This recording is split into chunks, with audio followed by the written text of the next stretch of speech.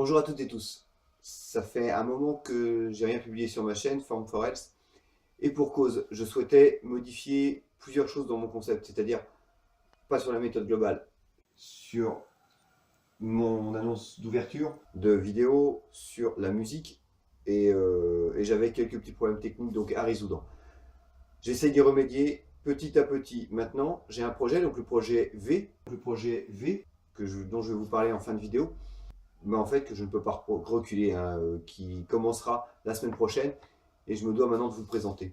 Pour cette vidéo que j'ai nommée le réveil de ma conscience, je vais vous expliquer, donc pour faire suite à la vidéo que j'ai fait il y a, une des dernières vidéos que j'ai fait sur la nutrition, sur mon rééquilibrage alimentaire et également sur le fait que j'ai changé mon régime alimentaire parce que je suis devenu végétarien, que ça tient et que ça ne me pose toujours pas de problèmes principaux. J'arrive à trouver mes protéines, j'arrive à tout équilibrer. Peut-être un peu haut en glucides encore, donc quelques petits réajustements à faire. Mais tout se passe plutôt bien. La viande me laisse de plus en plus de marbre.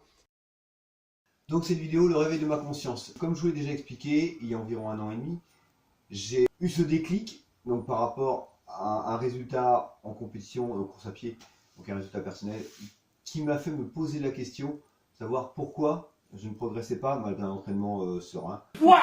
Quel nul! L'explication de l'âge pouvait être une des causes, mais elle ne me satisfaisait pas. Je vous l'ai déjà expliqué dans une vidéo précédente, je vous remets le lien ici.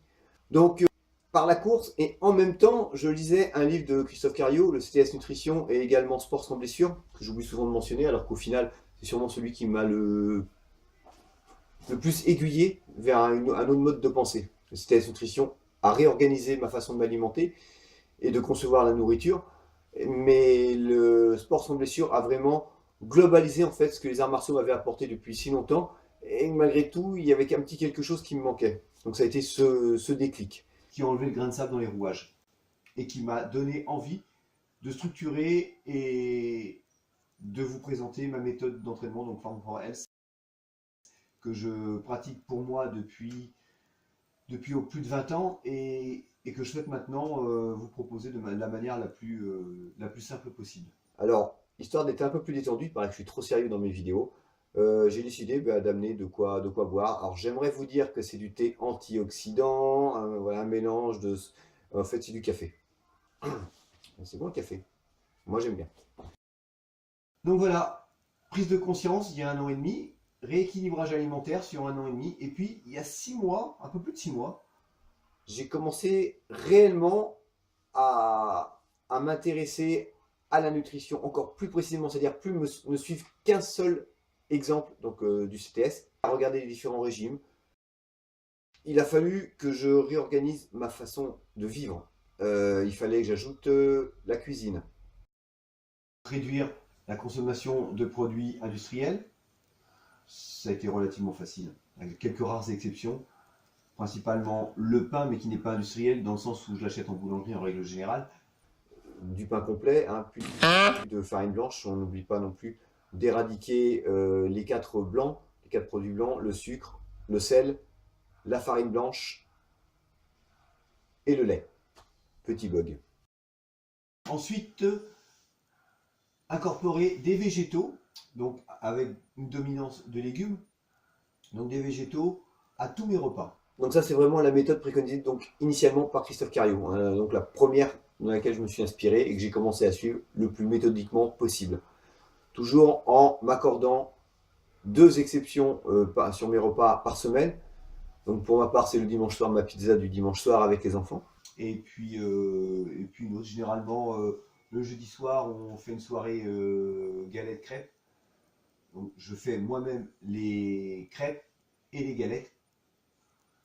Mais mensonge, les crêpes pas systématiquement.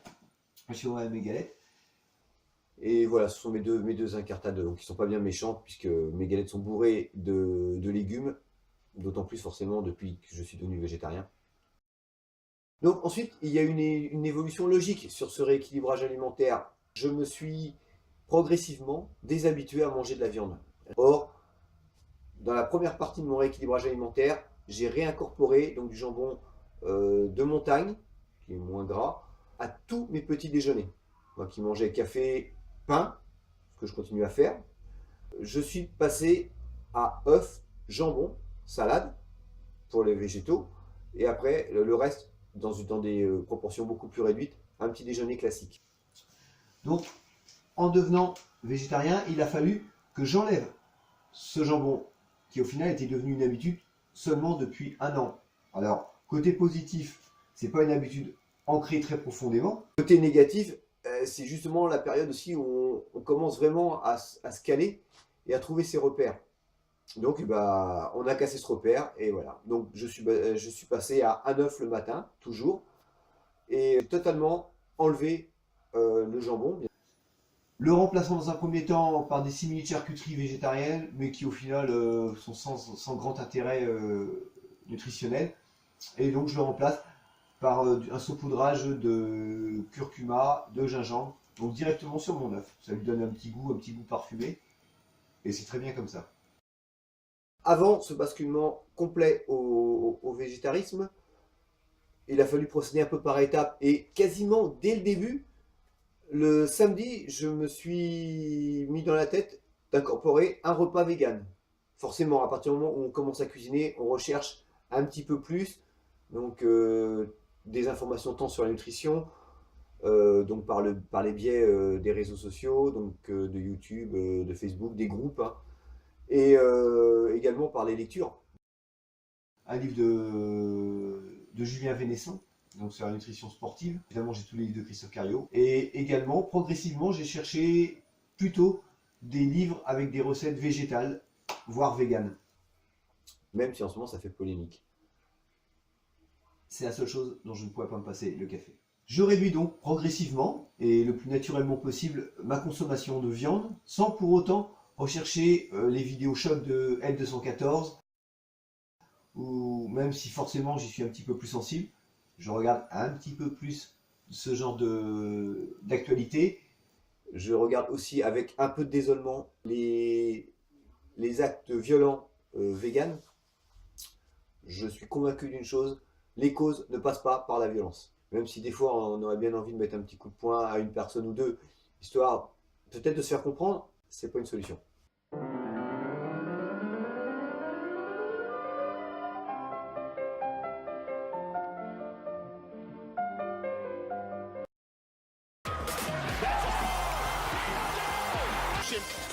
Boom! Separates him from...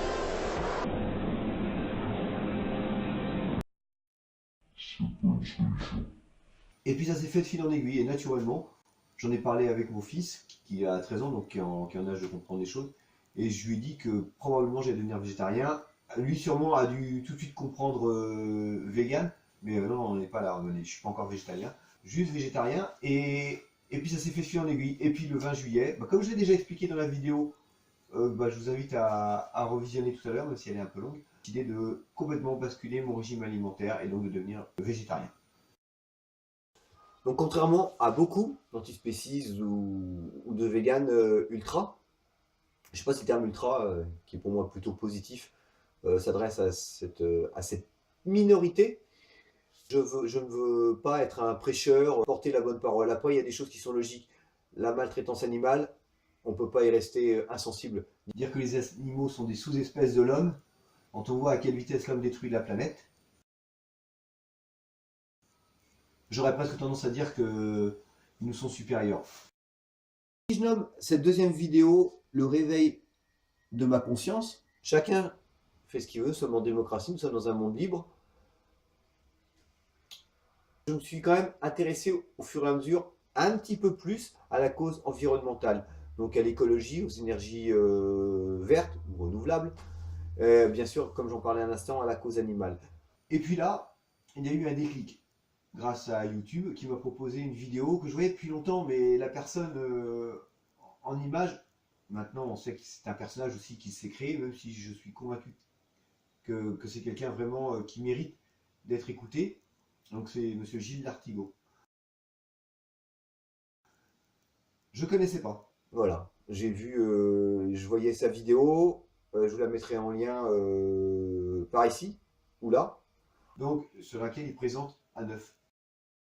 Et systématiquement, sûrement suite à mes recherches sur les œufs, je le revoyais, mais c'est vrai qu'avec sa barbe dans sa voiture, j'ai pas eu envie de regarder systématiquement. Puis de fil en aiguille, j'ai vu deux, trois actualités qui parlaient de lui. Et je m'y suis intéressé, j'ai regardé, j'ai écouté surtout, beaucoup de podcasts, et j'ai commandé son livre, Hit, donc incontournable. Donc voilà, le livre Hit. Donc là, je viens de commander Hit 2. Donc je l'ai pas encore fini, hein, parce que je l'ai reçu en tout début de semaine. Bon, ça se lit comme du... J'allais dire comme on boit du petit lait.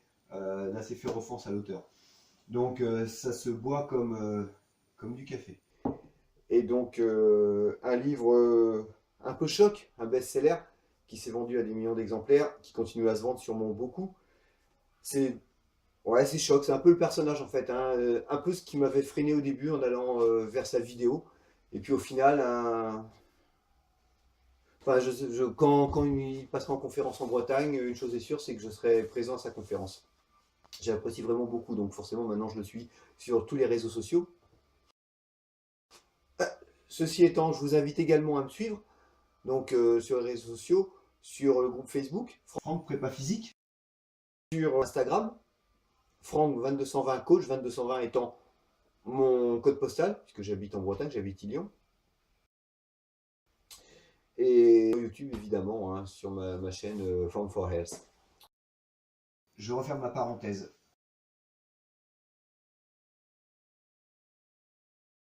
Petit aparté, comme je vous le disais, surtout pas, ne prenez surtout pas pour quelqu'un qui prône la bonne parole. Hein. J'étais à l'opposé de ce que je prône maintenant, en termes d'alimentation uniquement, bien sûr.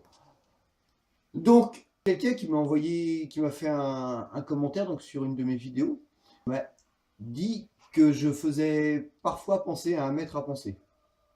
J'avais ce petit côté. Alors, je prends. Bon, cette personne a eu la courtoisie de me l'envoyer en message privé. Ça, c'est vraiment super sympa. Merci. Donc, il va se reconnaître. Bah, c'est une erreur de ma part. Toi, t'es nul! Je suis vraiment désolé de ça. C'était absolument pas mon intention. La prétention est, je pense, loin, un de mes défauts les plus éloignés, quoi. Ou alors, il faut vraiment que je refasse un mea culpa et que je me remette en question de A à Z. D'ailleurs, pour te répondre, toi qui t'es reconnu, si seulement tu avais pu partager un peu plus tes aspirations, tes idées, tes idéaux, tu m'aurais fait gagner vachement de temps. Et en plus, on se voit de temps en temps, pas assez à mon goût, mais on se voit régulièrement quand même. Et j'aurais gagné peut-être un an. Alors, je sais que tu n'es pas quelqu'un qui suit Christophe Cario énormément. Moi, je le suis depuis plus de 20 ans. Donc, n'oublions pas que c'était mon déclic. Mais sur d'autres points, l'écologie, la cause animale, j'ai toujours été sensible. Mais honnêtement, j'ai jamais rien fait. Jusqu'à cette année. J'en reviens à ce cheminement. Tout s'est enclenché en fait. C'est un système d'engrenage que j'ai du mal encore à m'expliquer tellement ça a été rapide. Hein. 43 ans, rien. Depuis ma naissance jusqu'à mes 43 ans. À 43 ans, hop, un déclic. Le CTS Nutrition de Christophe Cario. Un an plus tard, le coup de poing, Hit. Que dire? Si, pour conclure cette vidéo, je vais juste vous dire ce que j'ai pu faire pour faire évoluer donc à mon petit niveau, en essayant de partager. Donc je pense que déjà, grâce aux réseaux sociaux, c'est essayer d'apporter ma pierre à l'édifice, mon caillou à l'édifice. Donc qu'est-ce que j'ai fait? Bon, bah pas assez de choses, ça c'est une certitude. Je délaisse de plus en plus les grandes surfaces, autant que faire se peut. Ça c'est un petit truc, hein. J'essaie de placer cette phrase, autant que faire se peut, qui vient du Seigneur des Anneaux. C'est Gandalf qui promet à Bilbo de veiller sur Frodon. On dit autant que faire se peut. Et je me suis toujours juré de la placer régulièrement. Je la place dans tous mes cours quasiment. Et puis bon, voilà, elle est sortie aussi. Hein. Donc voilà. Donc qu'est-ce que j'ai fait? Eh bien, je viens de basculer, donc de quitter EDF pour basculer vers Enercop, donc un fournisseur d'électricité 100% énergie verte, donc sous forme de coopérative. Je viens, oui, effectivement, d'entrer dans la COP, dans la BioCOP, donc dans le système coopératif. J'essaye d'acheter mes légumes le plus souvent possible à des maraîchers, donc à proximité. Je consomme du bio, donc toujours pour limiter les élevages. J'essaye d'éveiller, j'allais dire d'éveiller les consciences, pas bon ça. J'éveille pas les consciences. Je parle de mon expérience et de mes motivations. Me rapprocher le plus possible des médecines douces et des solutions douces. Donc j'entends par la solution douce, ma tuyauterie est bouchée, comment je fais? Un petit peu de vinaigre blanc, un peu de gros sel, un peu de bicarbonate de soude, ça mousse, c'est magique, c'est débouché, ça marche. Je ne vais plus au travail en voiture. L'été, j'y vais en vélo. Là, commençant très tôt le matin, j'y vais à pied. Je m'intéresse de plus en plus aussi aux végétaux dits sauvages, mais qui sont tout à fait consommables. Donc là, je ne suis pas encore assez pointu sur la chose pour vous en parler dès aujourd'hui. Donc voilà, enfin plein de petites choses j'essaie d'en parler aussi un petit peu donc, à mon fils aîné, à mon entourage, à mes amis. Voilà, écoutez, je vais clore cette vidéo comme ça. J'espère que je vais réussir à la couper de façon à ce qu'elle ne soit pas trop longue. Avant de se quitter, je voulais vous parler d'un projet, donc le projet V. Rapidement, je vous présenterai, je pense, dès la semaine prochaine, dès que j'aurai un peu plus d'infos. Donc V pour Vietnam. Donc je repars au Vietnam la semaine prochaine pour visiter de Hanoï jusqu'à Ho Chi Minh. Mais donc voilà, en descendant, en passant par la cité impériale de Hue, Da Nang. Un voyage qui devrait être magnifique, auquel j'espère pouvoir ajouter quelques entraînements. Donc là, en projet, j'ai déjà un entraînement Tai Chi. J'espère pouvoir faire un entraînement combat avec un ami, là-bas, qui a son propre Vodzong, donc sa salle d'entraînement, au Ho Chi Minh. Peut-être au centre Vietnam, aller m'entraîner avec un des experts de la Fédération de Vô Truyen. Donc voilà, donc plein de choses. Je vous embrasse, je vous souhaite une bonne journée. Moi, j'ai entraînement dans une demi-heure. Ciao!